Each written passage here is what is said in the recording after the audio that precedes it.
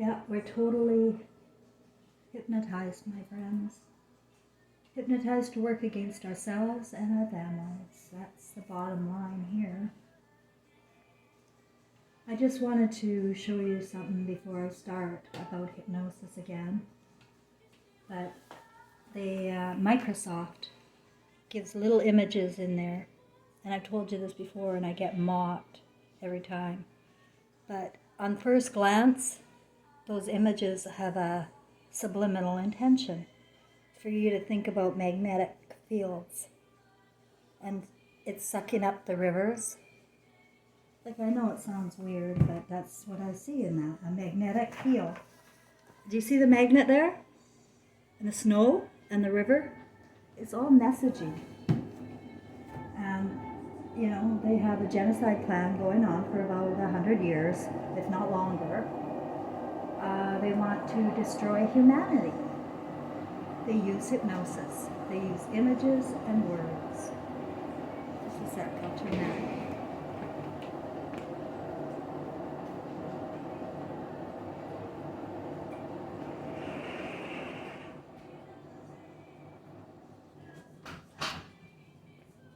Yeah, I got my laundry going. But how they get you is through your senses. So if you want to deprogram from any addiction or fantasy that you just don't want in your head anymore, it's not easy because you're going for comfort now. It's your go-to, whatever. It might be food, it might be alcohol, it might be cigarettes, it might be pornography. Whatever is driving your mind to think away from yourself, they use your senses. They put advertisements out, like you see on television, the beautiful looking Big Macs and A&W burgers and Burger King. You see a lot of drug commercials, and to get you to buy the drugs, they show you images of a lot of sick people. And they've normalized sick people. Everybody's sick. Everybody's got something, right? You got something? I got something. Everybody's got something. And you're addicted to one or two drugs. I got hooked onto Synthroid in the 1990s. That replaced my thyroid. The Synthroid drug is a synthetic hormone, and it replaced my real thyroid gland. And every time I try to wean off, no matter how hard, I go into some kind of, I die. Like, I really lose every bit of blood pressure and energy. So I have to take it, and I won't even try anymore. I know people are going to say to me, well, you could try this, you could try that. No, the only thing I'm trying now is potassium iodine. When the radiation is squeezing the hell out of my neck and my glands and my veins, they gave me something in the test, and I've had blood clots ever since. And the radiation pills, that's what I call them, potassium iodine, I have to take about once a week. And then I can feel the blood drain from my veins and my glands again, and I can breathe, and I'm actually getting something done today. I took the pill yesterday. It's radiation sickness, my friends, and you can taste metal because they have metal in everything. Everything. The drugs, the food, the water. And we're being filled up with metal. And then with the lightning storms, the radiation storms, you're going to look forward to a heart attack or a brain aneurysm or something. And that's what they're doing as we sit back and watch the Freemason bros on BitChute terrorize us about famine and everything else. It's just it's a horrible life with horrible commercials and propaganda full of images and words that make you want, you think you want that Big Mac, or you think you look kind of sick yourself, you kind of feel depressed, maybe you need a pill. You begin to relate with these people on TV. And that's where everybody's at. They're in some channel, some imagination. And they got you through your senses. And the reason why they can get you through your senses is because nobody's in their emotion, the sense of emotion, which is Not just looking at words and images, but reading into them and seeing more than what somebody else is going to say that is. It's just a nice picture of mountains with mountain caps, snow caps on the mountains. No, I see something totally different. I don't know if it's up close enough for you to see or not, but every day there's something new. And Google usually too. Google has a box around its Google, and it has symbology, and they are all about symbology. For your brain to subliminally relate to their symbology for whatever reason. They're just messing with us all the time. They hate us. They mock us and everything. The TV, like, look at the commercials. Guys, look who's there now. Look who's selling you stuff. And normalizing really bad things. Really freaky people. Normalizing it, making it look normal now on your images. And you're going to turn into that cartoon. Or your kids will. Because we manifest from the imagination. We manifest from the fantasies. And that was pretty cool to smoke. You know, I was smoking since I was 13. But I really love the smell of smoke because of my mom. My mom smoked. And I just think I've always smoked. It's always been a part of my go-to comfort. If you're ever going to quit anything, the first thing is you have to want to, or it won't work. No hypnosis in the world is going to work unless you want to. Unless you want to end whatever you want to end in your mind. An obsession, an addiction, whatever. You can use your own senses. Like, for example, right now, just think about biting into a lemon. Imagine that. Like, take a moment and use your emotion to feel it, that you're biting into a lemon. And you can literally feel your senses tingle, can't you? And if you can't, then your senses are dead. Sorry. You need to use your senses back to deprogram from the hypnosis. So what I'm doing today, it's my last day of smoking. I want to quit smoking. I really want to quit. And I'm ready. So there has to be no excuses and no playing around now. I have to put my mind and my focus into quitting smoking. And today I had to roll because I didn't have any more packages. So I have some tobacco left and I rolled some. And as I was rolling them, I was using my senses to imagine how much I hate it and how fast they burn down and how the ashes get all over everything and the nicotine gets on the walls. I'm using my senses to deprogram myself. I'm turning myself off, if you will.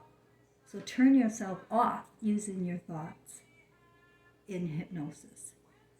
Using your senses of taste, touch, smell, images. Put images in front of your face, in your mind's eye. Put an image there that will turn you off of whatever you want to get rid of. Put an image there. What will turn you off of that image?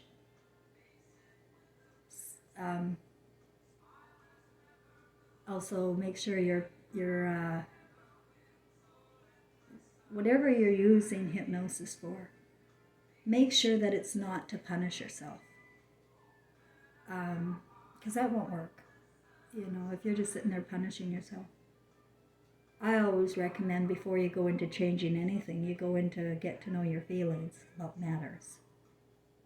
If you really want to quit, and why you even started in the first place, and why you need so much comfort.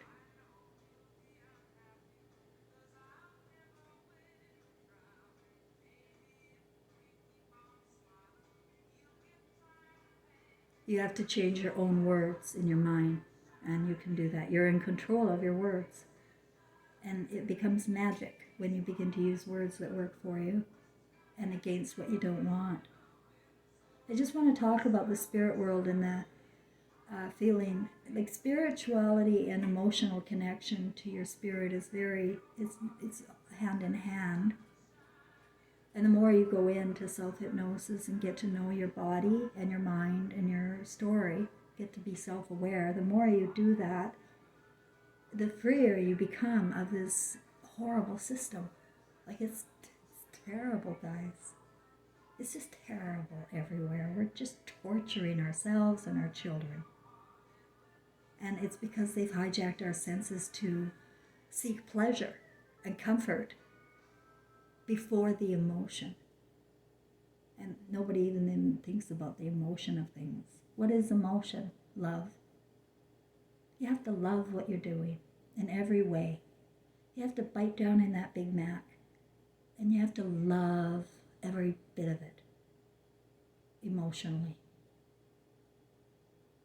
And you can't. Because it was made in a factory. The food that you will really love emotionally is food that your mother cooks for you, or your father. There's a lot of good male cooks too, because they like to use their senses. But women, mothers, are the beholders of the senses and can conjure up something out of nothing, garbage soup, you know, but it'll taste like heaven. And using your emotion of love, of what you love in your tastes, to put with your food. It's using your emotion of love. What do you love? Hypnosis. The first time I went for hypnosis, after the Dr. Brian Weiss fiasco down in Tacoma, Washington, I was living in Kelowna, British Columbia, and I was on my way to Cuba. I'm going to Cuba for a couple of weeks, and I had to stop over in Vancouver. So I thought, I'm going to get a hypnotist in near the airport, and I'm going to see a hypnotist every single day to figure out my past lives, because it didn't work out too well with Dr. Brian Weiss. And there was this woman named Christine, of course, Christine. She's one of those people that popped up out of nowhere and then disappeared and can't find her ever again. Like the time I was trying to drive I drove my car into a mountain area to gas myself, and a black truck just showed up out of nowhere. And then I tried to drive down into the highway at 140 clicks and into a mountain rock, and I walk out without a scratch. There are angels and spirits everywhere when you are connected to your soul. Again, you can see them. There's so much evidence of the spiritual world. And it's the saddest thing in the world to die and just be invisible. And then watching your loved ones get over you very quickly, and cashing in on the estates and getting into fights over the inheritances. That's why I walked away from my mother's. She didn't want me in the will. I'm not going to fight. You have to, this world is rotten, and it has trained us to be greedy and perverted and think for ourselves in bad ways, that as if you're living in fear, you're not going to get enough. You're not ever going to have enough. That's the feeling. That's how I feel about cigarettes. Not going to ever have enough cigarettes, for crying out loud. Ah! But if I keep my thinking like that while I'm doing because I want to quit smoking, right? So if I want to quit smoking, I have to want to change my thinking about everything surrounding it. Every thought I have today is against smoking. I can just imagine, I'm using my fantasies, the smoke right now, getting all the nicotine, getting all over everything. It's driving me insane, to tell you the truth, since I started this process. And you kind of wish, well, why don't you just quit smoking now? No, you have to have a quit date. And mine's November 11th, 2022. You'll remember it forever. And when I wake up tomorrow, my house will be free of cigarettes. The first thing I'm going to do is start neuro-linguistically reprogramming myself with clean walls. and I'll start cleansing. And you can do things your way. You know, a lot of people, when they give up one thing that gives them comfort, they go to another, and that's a risk.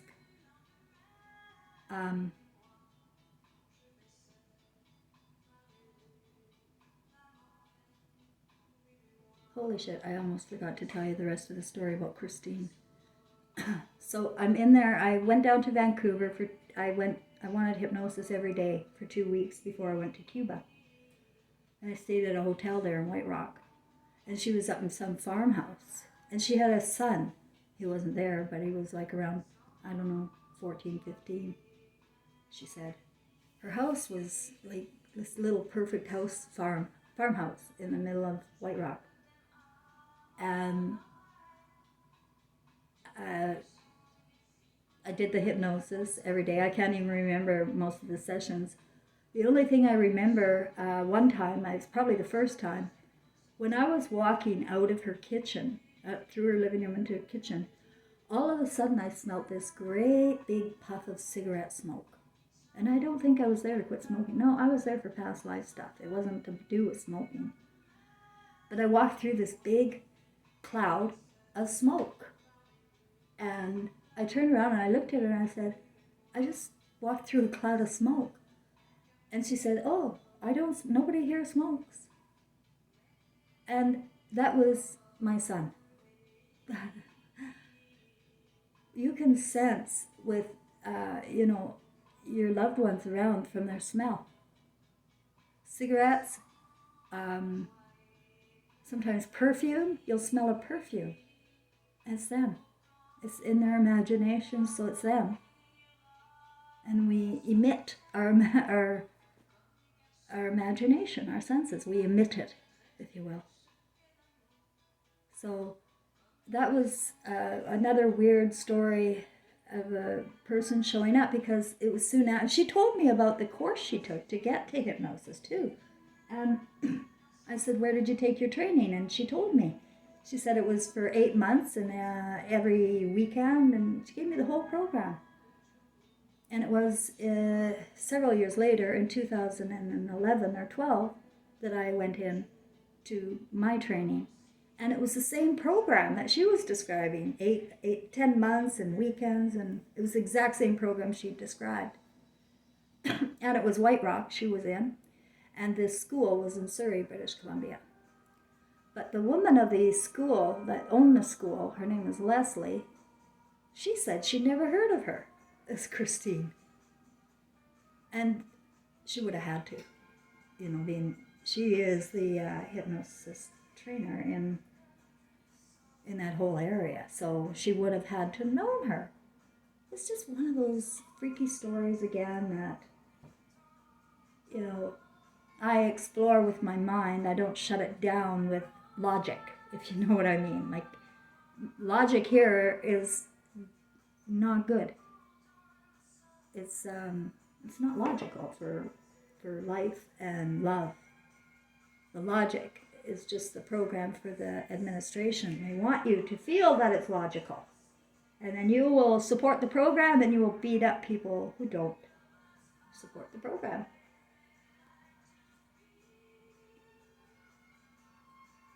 So using your senses with emotion when you want to end something, it can be very easy. You can quit something in a New York minute, and I did. It was 2021, March, I quit smoking. And I'm going to tell you something, it was the easiest thing in the world. I just quit. I began cleaning, everything was all wonderful, going along 6 weeks. And all of a sudden I got sick. I woke up in the middle of the night vomiting. It was so bad, I called an ambulance, or my friend did. The ambulance made me wear a mask while I was in the ambulance. I was so sick, vomiting. And I was out of my mind with delirium. I was getting dehydrated. And they did the test on me. And then they released me. I'm going to show you something. I'm going to show you a picture of myself. Where is it? I'm going to show, oops, not that one. I'm going to show you a picture of before and after and tell you how much I trust anything in medicine. I just can't think right now.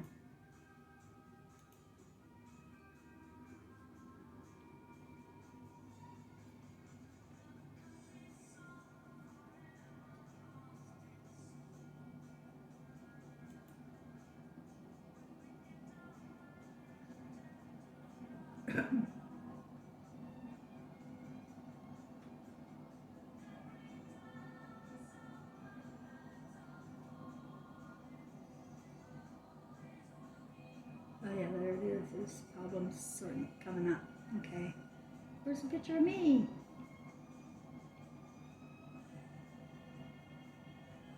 Okay, this is me.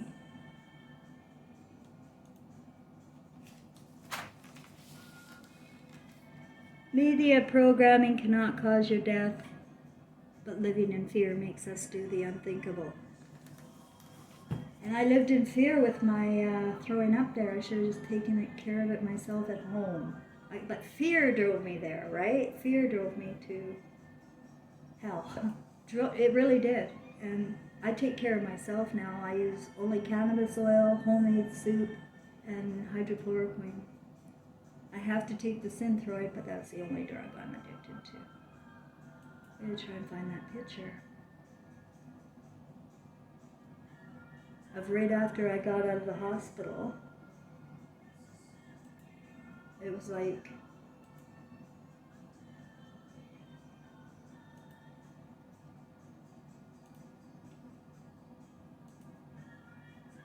I was delirious, but for some reason I took a picture of myself. I took a picture of everything that I need here. I got a picture of to show you. There we are. Look at this. It's the only way I know how to get my picture out. Now I want you to notice in my neck, if you can, there is a huge clot. And it is shaped in the figure 8, believe it or not.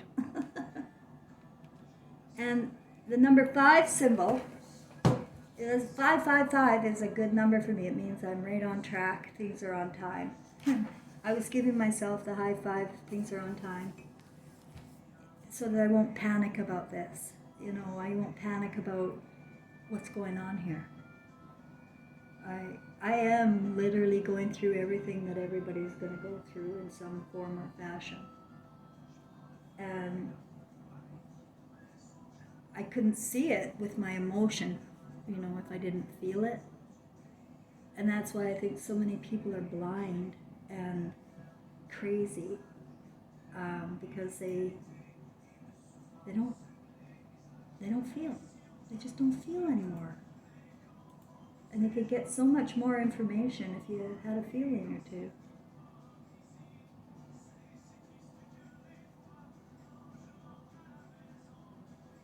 There. This is another weird picture. That's the only way I can show pictures here because I don't know how to pull them up. I'm not technical. I'm right brain, not left brain. Can you see it? This symbology of numbers that I keep seeing everywhere, and this outfit, this weird hat. I have a sense that Ireland is a key figure in our humanity, and Africa, and also the places where it started, I feel.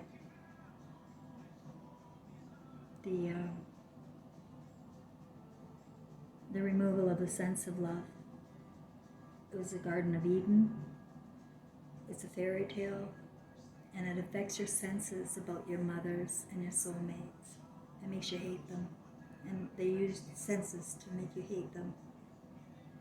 And men are turning to men or children or something else for comfort in their addictions because they don't have the mother love.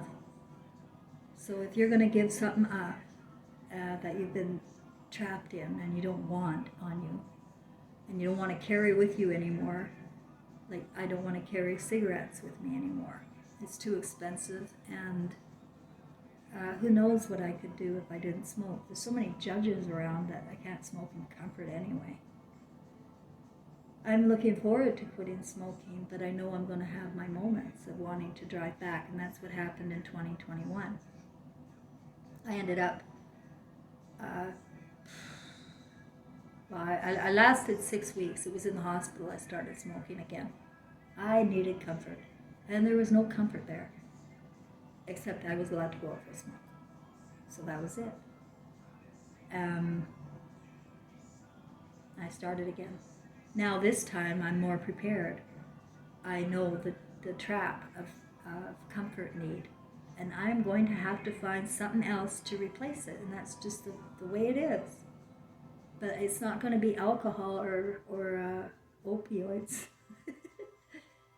it has to be something that I turn to for comfort, and I imagine it's going to be more food, and people do gain weight, on average 10 pounds. I have to be okay with that. I'm okay with everything I do, and just believe that it'll all work out. It'll all wash out when I go for my walks in the spring again, or when I'm getting, active again. Everything will work out. I can't fear that. I can't fear whatever, that thought is. I have to get rid of the thought. We can control our own emotions with our thoughts. What most people do, sadly, is control their emotions by hiding them and pretending they don't have emotions.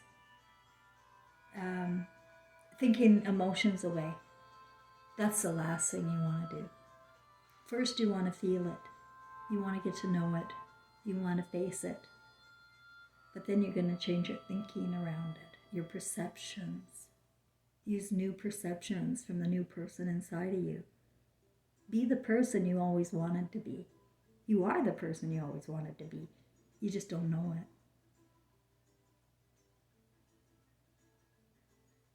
I think that's all. I just wanted to chat. I'm doing a self-clean, if you will. Like, I'm doing a baptism in me to emotionally say goodbye to cigarettes. I'm imagining how much I enjoyed it. I'm not forgetting that. I'm facing how much I needed that comfort, and it was good for me. But now there's a new chapter coming up. I got a new chapter in my book, and it doesn't include smoking, because I can't get a lot done when I smoke. And I want to learn French, and I want to learn to play the piano. And I can't do that when I'm smoking. In all honesty, I can't. So figure out what you do want and keep that image in your mind more than whatever you're giving up. What do you want? And it's a matter of maybe if you have to put pictures up around your house, of what you want. People do dream boards, and they get magazines and cut out pictures and put them, what do you want? Start using your imagination in a physical way. It'll help your neuro-linguistic programming to feel what you really want. Once I did a dream board when I was teaching life skills, and I was teaching the girls how to do a dream board. We did boxes. I said, bring a box from home. And we did all the sides of the box. And in the bottom of I was never into orphans or Africa I was a positive thinker type person. So I didn't know why, but at the bottom of my box, I have all these kids. They're all kids, all black, all white, all these kids in poverty on the bottom of my box, my dream box. And that was a symbol to me now in my consciousness. That's a sign to me that children are always the last. That's the way we are. And we have to bring poverty and out of the picture, because it's just not right. I would never feel good being rich, ever. I'd never feel good having more than I need. I don't respect money, and it's a good thing now, I know. I always have exactly what I need. And if I begin fearing it, then things start spiraling out of control with my emotions. Fear brings bad thoughts. So use the emotion of love for yourself. Try and escape fear any way you can. By facing it is the best way. Face your fear. If you have people to talk to them. Now is a good time. There is a saying that I really don't like very much, but it's there. I will love you until I die. And that's what's going to happen. People are in this fantasy with each other.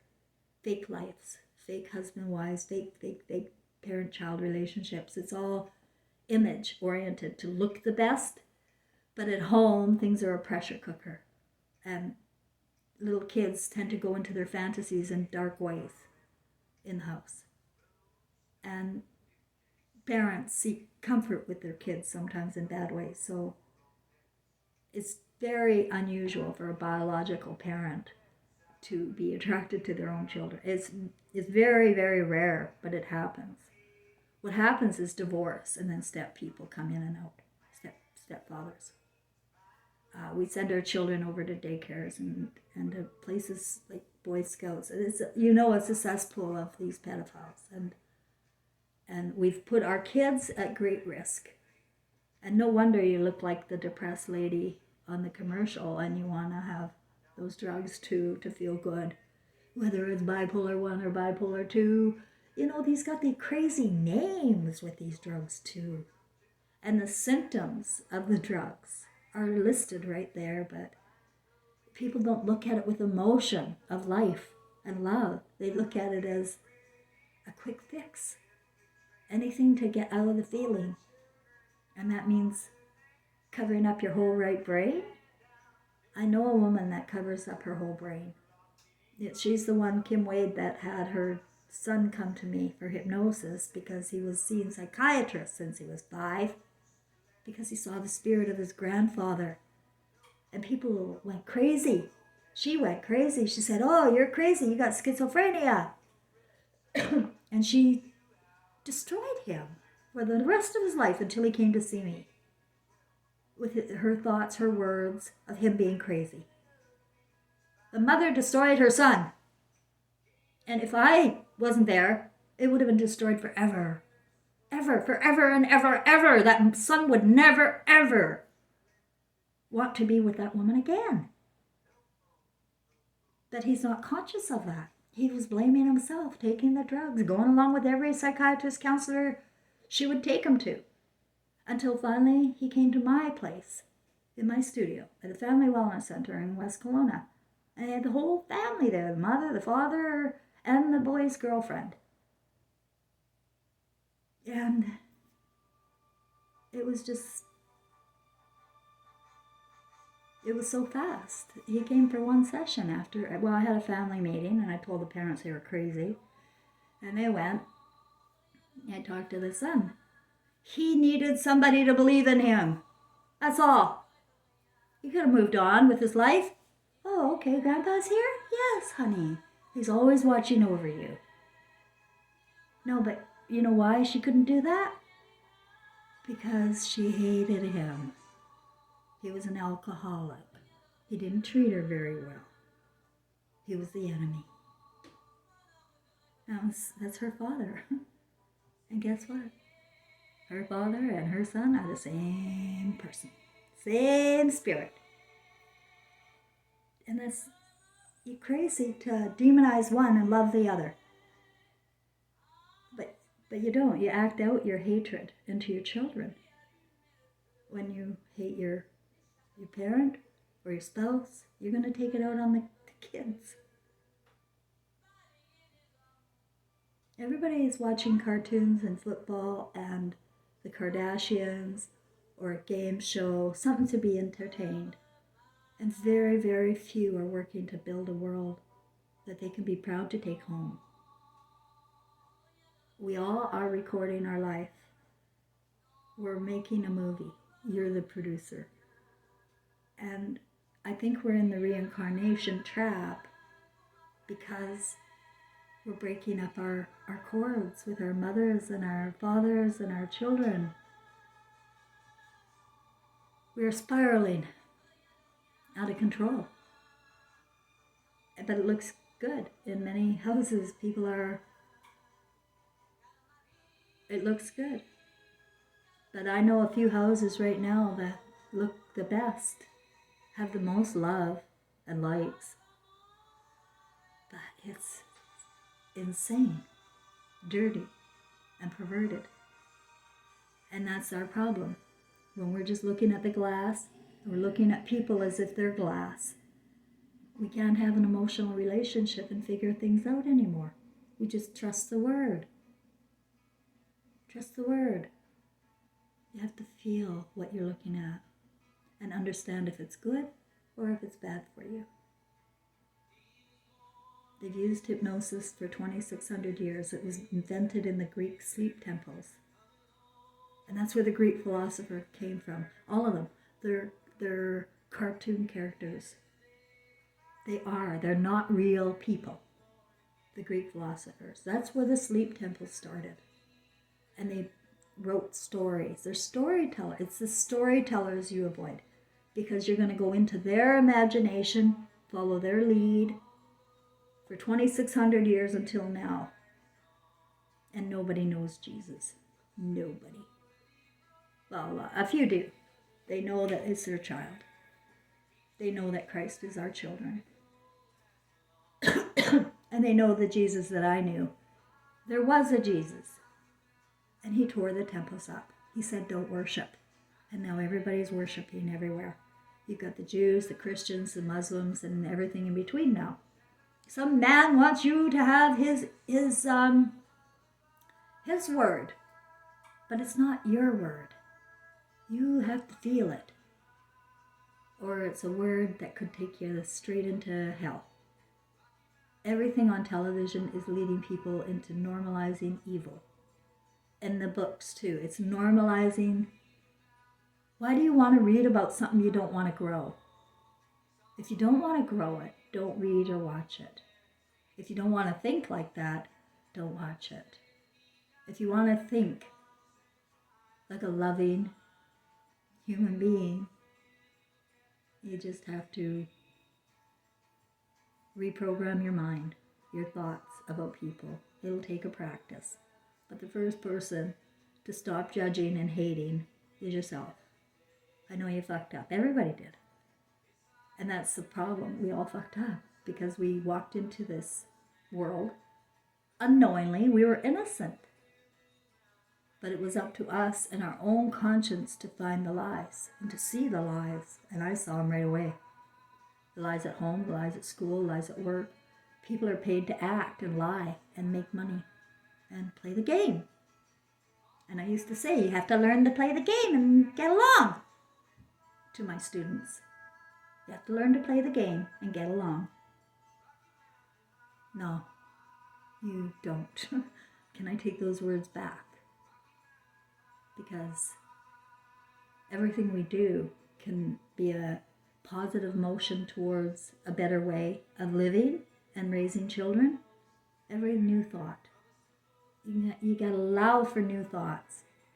And your thoughts, your imagination, your fantasies. When you were a little child, before they corrupted your mind, what were your thoughts? Who did you want to be? What confused you? Or what? Ask yourself questions surrounding your childhood. Who is around you and who do you really love? Think about your relationships with your cousins and your siblings. And think about whatever you want. But try not to think about what they're pushing down our throats right now. It can't always be about the elections or racism or something else. They're pointing out all the bad people. They got you hating somebody. You hate the smokers the most here. Come on now. We've had tobacco around for centuries. And if they didn't add the poisons to it, it wouldn't make us sick. It is good tobacco. The Indians use it to say goodbye to their relatives. But you know what? Everything's corrupted here, and I have to adapt. I'm not going to smoke anymore. And what are you going to give up? What are you going to work toward in your heart for a better future? Nobody's getting out alive. Nobody is getting out alive. And the best thing to remember is that you're not leaving alone, that you have people who love you, the people that are in a story with you. You're in a story together. How do you want the story to end in your movie as the producer?